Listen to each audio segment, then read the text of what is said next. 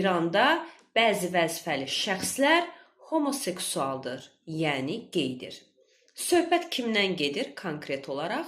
Demək, həmcinsi ilə intim videosu yayıldığı üçün vəzifəsindən qovulan Gilan əyalətinin İslam mədəniyyəti və İrşad departamentinin direktoru Rıza Siqətinə 100 şallaq cəzası verilibdir.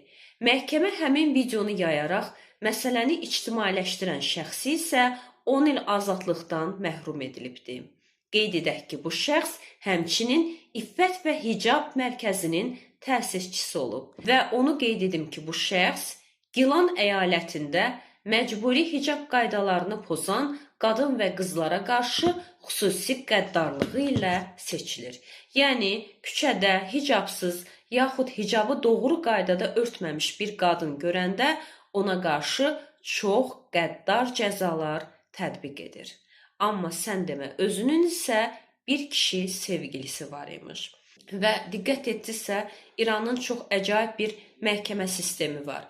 Deməli, əgər bir kişi qeydirsə, öz həmcinsi ilə münasibətdə olursa, bunun cəzası cəmi 100 şallaqdır.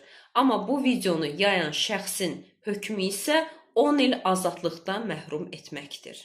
Bu da İranda ədalət.